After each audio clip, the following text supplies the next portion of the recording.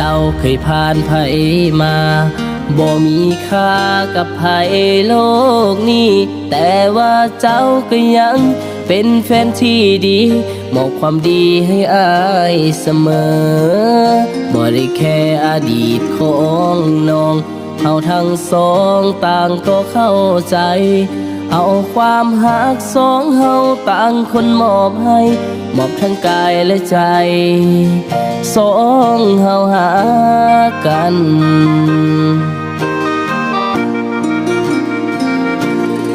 มีแต่คำว่าฮักเท่านั้นเฮาจะสร้างสารฮักไปต่อมีแต่เจ้าคนเดียวก็พอบอกขอนอกใจมีอายแล้วอย่าคิดมีภัย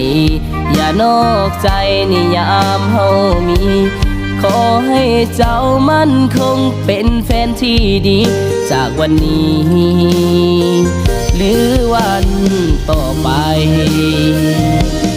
จับมือกันพร้อมกันก้าวอย่างเฮาจะสร้างสาไปพร้อมกันพร้อมมือใดค่อยไปหมายมันพร้อมวันใดค่อยไปขอแต่งขอสัญญาจะเอาฮักแท้จะดูแลใส่ใจเบิ่งแยงอย่าคิดมีภัยเด้อคำแพงยามที่อายหักเมิดใจคู่กันแล้วบอกแควต่อกันเติมความหวานให้กันเสมอแม้นว่าเฮาจะพบจะเจอเรื่องหายใดๆเฮาจะอยู่สู้ไปด้วยกันผิดใจกันเฮาให้อภัยจากนี้ต่อไปจนสู้นิรันดร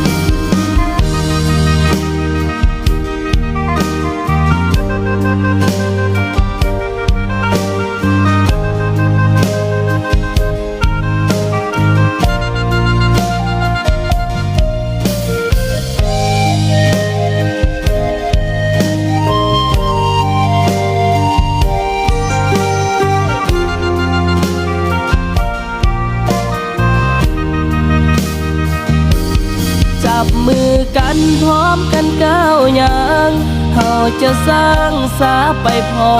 มกันพร้อมมือใดค่อยไปหมายมันพร้อมวันใดค่อยไปขอแต่งขอสัญญาจะเอาฮักแท้จะดูแลใส่ใจเบิ่งแยงอย่าคิดมีภัยเด้อคำแพงยามที่อายหักเมิดใจคู่กันแล้วบอกแควต่อกันเติมความหวานให้กันเสมอแม้นว่าเฮาจะพบจะเจอเรื่องหายใดๆเฮาจะอยู่สู้ไปด้วยกันผิดใจกันเฮาให้อภัย